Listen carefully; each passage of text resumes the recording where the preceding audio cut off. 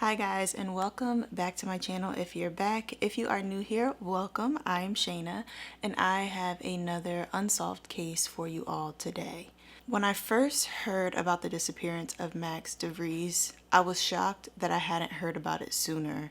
And the story of what happened to him is so frustrating because it's one of those cases where we have so much information and the answer to all of it is glaringly obvious to everyone, but there is still no resolution in the case.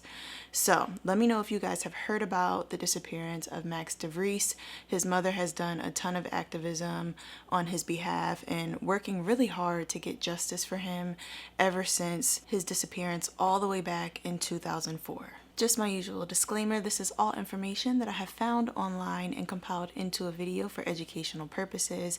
Thank you guys so very much for stopping by my channel, and let's go ahead and get started.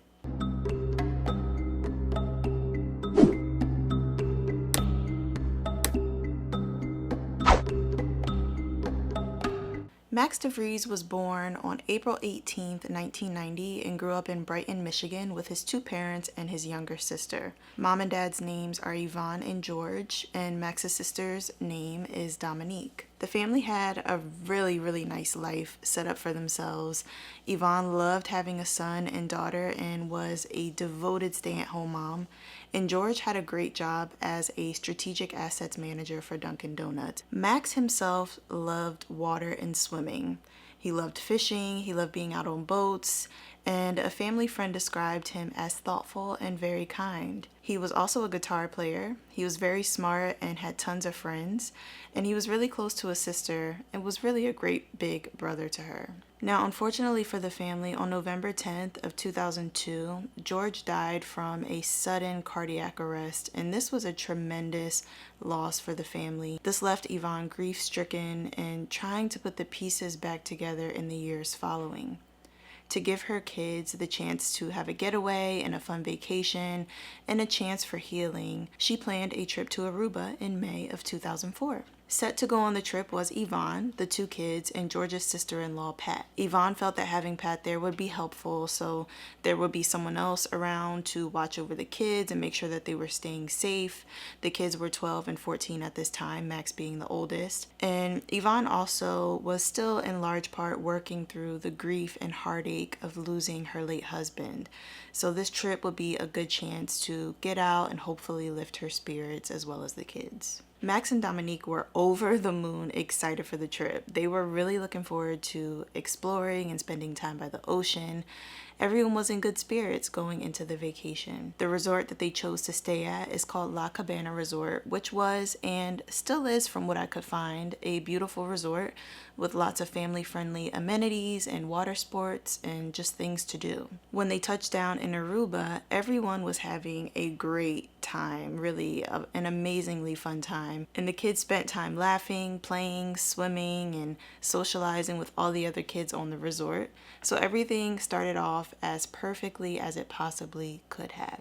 The La Cabana Resort had an area where there were pool tables available for anyone to use, and Max told Yvonne that he really was interested in going to play pool for some time. While they were in the area playing pool, they met two men who identified themselves as father and son, adopted son to be specific, and they told Yvonne and Max that they were also from the US. They played pool with Max while Yvonne continued to make small talk with them. And she would learn that the older man of the two was in his 50s, about his mid-50s, and the younger was 37 years old. And both of them were actually named David. So the older David adopted the younger David at some point, and the two Davids told Yvonne that they were in Aruba celebrating their adoption anniversary. At some point in the conversation, the two men asked Yvonne what they were planning to do the following day on the resort, and she let them know that they were interested in parasailing. The two men let Yvonne know that they were interested in doing it too, and they ended up joining along with Yvonne and the family the next day for the parasailing trip. And afterwards, all of them together, the kids, Yvonne, Pat, and the two men, had pizza by the pool. To make things easier, I'm going to refer to the two Davids as David Sr. and David Jr. After they spent some time eating by the pool, David Jr. brought up the idea of going on jet skis. And Max was so excited by this idea. He told Yvonne that he really, really wanted to go, and Yvonne thought, what's the harm in it? It's good to know that Max was a really good swimmer. He loved being on the water. So because she could tell that he was super excited, she did let Max go. So he went with David Jr. to go jet skiing. And when the two came back, Max was in great spirits, said that they had a great time, and everything was normal. At first glance, everything seemed friendly and normal. Up until this point, Yvonne had very little reason to suspect the two men of anything nefarious, but even though everything seemed normal, things would soon take a turn for the worst. So the following day, Max and Dominique were playing in the pool, and they were approached by David Sr., who said that he was thinking about taking his turn and going on the jet skis that day. He offered for Max to join him, and Yvonne was hesitant. She said no thank you, since Max had just gone the day before, and David Sr. insisted and even offered to pay for Max's jet ski ride. As you might expect, Max was excited. He was a 14-year-old. He had so much energy, and he loved jet skis. He loved being on the water. So he was jumping up and down, begging his mom to let him go. And against her first inclination, she ended up changing her mind and telling him that he could. So Max and David Sr. would leave around 1:45 p.m. riding two Yamaha Wave Runners. The normal excursion time for the jet skis was about 45 minutes. So after some time had passed and Max hadn't returned, Yvonne's alarm bells started ringing. Yvonne walked down to the beach to see if Max was down there, and she would see one of the jet ski employees standing out in the ocean looking out at the water with binoculars. And when she approached to ask if Max and David Sr. had returned from their trip yet, they informed her that no, they hadn't. The employees were actually searching the water with their binoculars to see if there was any sign of them, because they had noticed how much time had elapsed as well. Without hesitation, Yvonne ran to the manager's office on the resort, and she was obviously hoping for the best, but was extremely concerned that something was wrong. The resort manager asked Yvonne a series of questions to get a baseline understanding of what was happening. And in the course of this, Yvonne gave the manager the information of David Sr. and David Jr. and explained that Max was out on the jet skis with David Sr. So the manager looked up their information in the database, and they proceeded to go to the reserved hotel room where the two men had been staying for the trip, hoping to find David Jr. in the room. The manager and Yvonne pounded on this door. When I tell you the way that they explained it, they were banging on this door with all their might, to the point that if anyone was asleep inside, or if anyone was inside with maybe some headphones on, they would have heard the pounding. It was that loud. They were making an effort to really get someone's attention from the inside. But no one came to the door, so this raised the question of where was David Jr.? Throughout the course of them banging on the door, the resort manager gets a phone call from the employees down on the beach saying that they had found one person who was out on the jet skis. So Yvonne and the manager hurried down to the beach, hoping to see Max. But on the boat that was bringing this person in from the water, they noticed that it was David Sr. by himself. The first thing that Yvonne said to David Sr. is, "Where's Max?" And cryptically, he just said, "Out there," referring to the water. And the very first thing that caught Yvonne's attention was that David Sr. had scratches down the sides of his neck and on the backs of his hands. These stood out to her as suspicious because they were fresh scratches and they looked like defensive wounds. And given that we knew he was with Max, it was immediate cause for concern. So while they're all down on the beach, David Jr., out of nowhere, just shows up. He looks disheveled and he claims that he was sleeping and he must have slept through them banging on the door. But searches would continue on this day for Max, and it was actually the largest search completed up until that point ever in Aruba, with help from air searches, and there were water searches done as well, but they would find no sign of Max. David Sr. would go on to tell his side of the story of what happened when he was out on the water with Max. But keep in mind that this man's story would continue to change after his first account. When he got back on the rescue boat, David Sr. would tell everyone that him and Max rode the wave runners about 3 miles out to a sandbar, so pretty far out in the ocean. He said that they got off the jet skis, and then when they got back on, either one or both of them wouldn't start back up. And he claimed that he looked away for a second, and while he was looking away, he heard a thump. And then when he looked back towards Max, Max was in the water again, swimming away. In the statements that he would provide to police on May 12th and on May 15th, his stories would have inconsistencies. He first said that Max was swimming toward the shore, and then he would later say various things that would conflict that, including that Max was floating away and that he wasn't really moving in the water. But either way, he made it very clear that he did not try to render aid to Max.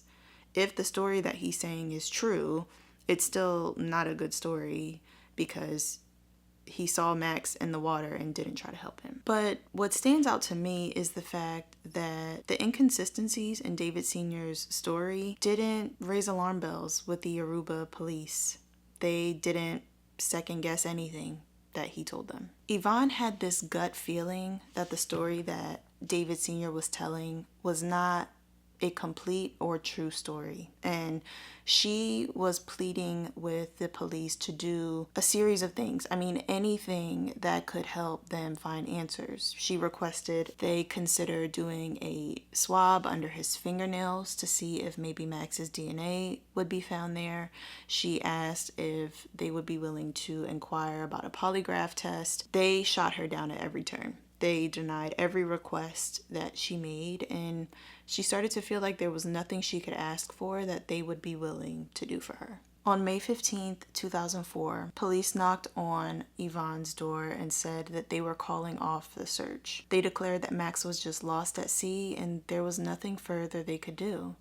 They viewed the entire situation as nothing more than an unfortunate accident and didn't investigate any further. In a state of shock, Yvonne and Dominique would have no choice but to return back home to the U.S. on May 18th, knowing that they were being forced to leave Max behind. To make matters even worse, and this just seemed like the strangest coincidence to me, was the fact that David Sr. and David Jr. were sat directly behind Dominique and Yvonne on the flight back home. Strangely enough, the two men would ask Yvonne if they could send her flowers on Max's disappearance anniversary. And not even knowing how to interpret this, she just didn't even respond. And she was just in such a headspace where I'm sure she just was in shock. And this would be the last time Yvonne would ever see the two men. After losing her husband and now her son, Yvonne was shattered. She and Dominique had to now try to figure out how to move forward and deal with an impossible loss. Corey Williams is a retired homicide detective with a background in child abductions. After reaching out to various agencies and different lawyers and just trying to find anyone who would be willing to look into Max's case, Yvonne found Corey, and she was so relieved when he agreed to look into Max's case file for her. So they connected in the summer of 2005, and Yvonne provided him everything, statements, all the information, and all the details of what happened in Aruba. Corey Williams noticed immediately the discrepancies in David Sr.'s statements that I told you about. And right off the bat, he knew that there had to be more to the story than a tragic jet ski accident. So he decided to do things very differently than the police in Aruba. He didn't take anything that he was reading at face value. And something that the Aruba police did not follow up on was the fact that David Sr. told them he had no criminal record. They just took his word for it. When Corey checked for himself, he realized that not only did David Sr. have a criminal record, but he had a record involving an incident with his own adopted son, David Jr. He was arrested for crimes against children in Los Angeles years before this. And the disturbing details would reveal that David Jr. called the police to report his own adopted father for him. This would result in David Sr. being arrested for the molestation of a child. Absolutely disgusting. Another thing that stood out to Corey was the fact that David Sr. immediately tried to explain away the scratches when he got to the shore, almost like he was trying to get ahead of any questions that someone might ask about them. He claimed that the scratches came from trying to climb onto his jet ski. This just didn't line up. The story was not consistent with the type of scratches and the location of the scratches that he had. So, feeling that this was a strong enough case to get more authorities involved, Corey enlisted the help of the FBI to really look into Max's case. It was a relief to find out that the FBI does have jurisdiction over cases like this where everyone involved is a U.S. citizen. So this was a really promising possibility for Yvonne when the idea of the FBI helping out became a realistic option. So not only was there a lot to go on, it was also very obvious that the Aruba police, they made a half-hearted effort to solve Max's disappearance. And so, with those things in mind, the FBI got started. They decided to approach the younger man first, and when they talked to David Jr., he denied any involvement in Max's disappearance, and he even went as far as agreeing to give a polygraph test the following day. You may not be surprised to hear that he never showed up for this polygraph. And before they could really make any true progress, the FBI agent who was put on Max's case got moved to a completely different department, and this pretty much left Max's case hanging in the balance. It was put on a shelf and there was no one else working it. Corey obviously felt like this was a strong case and they could do something with this, but the FBI felt that they had other matters to attend to at the time. As you might imagine, this made the family feel brushed off. There was so much evidence, so this was just really frustrating. And as far as I can tell, all these years later, it is still inactive, which is very sad for Yvonne and the rest of the family. But Yvonne refused to give up. She knew that if no one else would, she had to fight to find justice for her son. In April 2016, she got a message from a woman asking to speak with her. This woman would claim that she was the ex-girlfriend of David Jr. The ex-girlfriend said she had heard about Max's disappearance from David Sr., who randomly brought Max up to her one day, saying that David Jr. was very close to Max and was greatly impacted by what happened to him.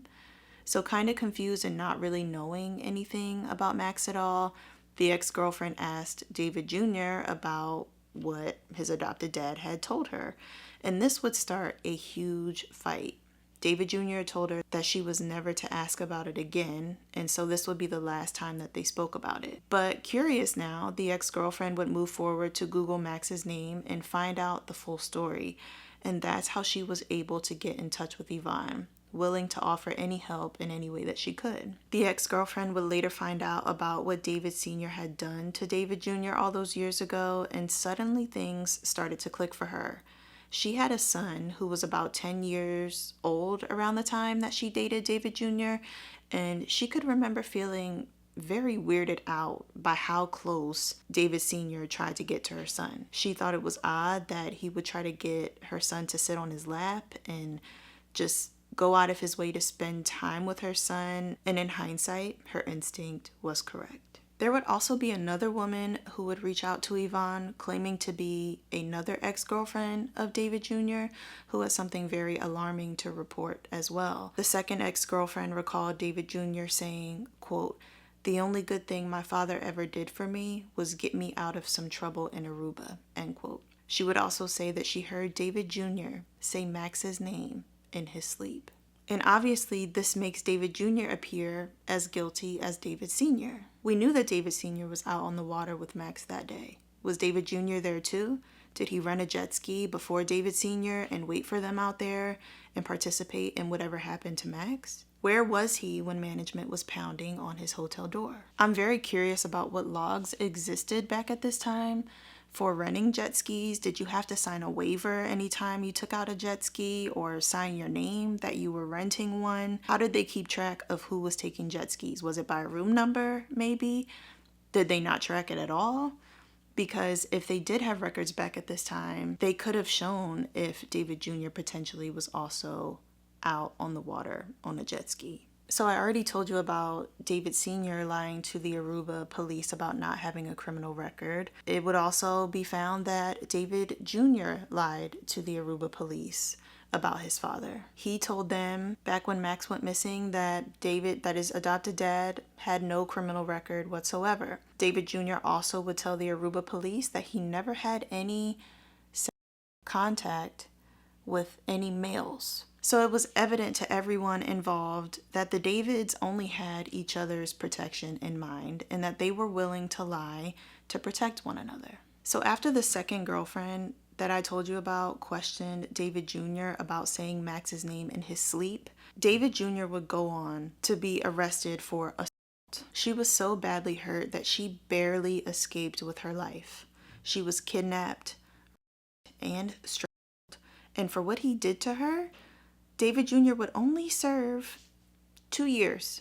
2 years of probation. But researching this case definitely left me with some burning questions. Did police ever find Max's jet ski? Did they locate it? And if they did they test it for forensic evidence? And as far as David Jr. goes, he reportedly said to someone that his dad got him out of some trouble in Aruba. So what did he do?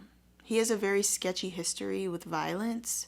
So I really hope that he's looked into further as well and is questioned again. And I am really hoping that the police look into David Sr. again, because Max was the same age when he went missing as David Jr. was when he was murdered by his adopted father. Also, why did David Sr.'s story change so many times, and where did the scratches come from? I'm also wondering, if Max was wearing a life jacket that day, then why was his body never found? It seems like they went out to do searches pretty quickly.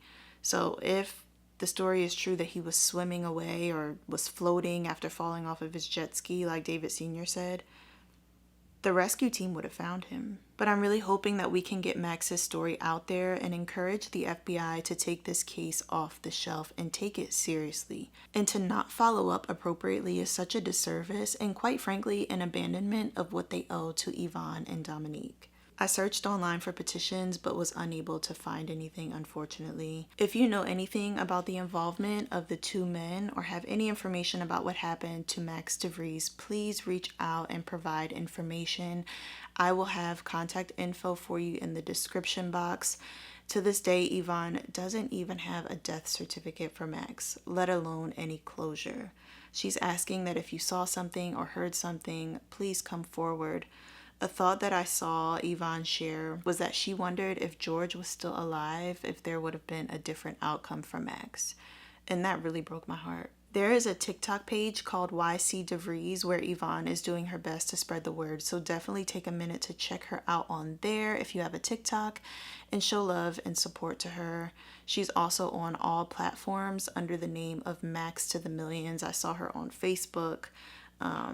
And there is a website. It looks like it hasn't been updated in quite some time, but I'll have that under the sources in the description as well for you. But the pain that his family has endured is palpable, and I really hope that they are able to have answers very, very soon. And I hope that in some way this video can help. Let me know what you guys think about this case in the comment section. It's just heartbreaking and it's so frustrating. That is the word that I would use to describe this whole situation from start to finish. It's frustrating, and it really seems like our own authorities don't care.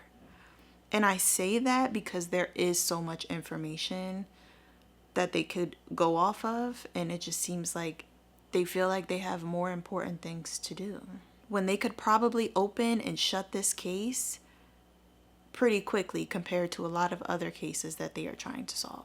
But that's what I have for you guys. I really wanted to get this out because I could see Yvonne still to this day advocating for her son, Dominique too, but Yvonne is the one that I really saw posting consistently and trying to get the word out there. So I hope that in some way I can help from my small corner of the internet, help get some justice for Max. But thank you guys so much for being here today. I am doing okay, but my heart is really going out to everyone impacted by Hurricane Helene. I'm sure you guys have seen all the heartbreaking footage, people losing everything. When I say everything, I mean it. And people still missing, people looking for their loved ones. It's just really a horrific situation. So in addition to the information that I will have for Max in the description box, I will also have a couple links of places that you can go to get information if you're able to help, of how you can do that. There are so many efforts right now to get help to the people who are down in that area. I know North Carolina was really devastated, Florida, of course. I don't know all the areas off the back of my hand, but those were the two that I heard the most about, and it just was really, really sad. So if you're able to donate any supplies or make a monetary donation, I know it's not possible for everyone, but if you are able to do that, I will have information of a couple places that you can go to do that. Thank you guys so much for being with me today. I appreciate you being here. I know life is really a challenge for a lot of us right now, and I hope that you guys are hanging in there. You know what I'm gonna say, if you made it this far, you are loyal. You really are, and I appreciate you again. I hope you have a wonderful week. I hope you have a wonderful day, and I hope that life is treating you well. I look forward to seeing you guys in the next video. Peace.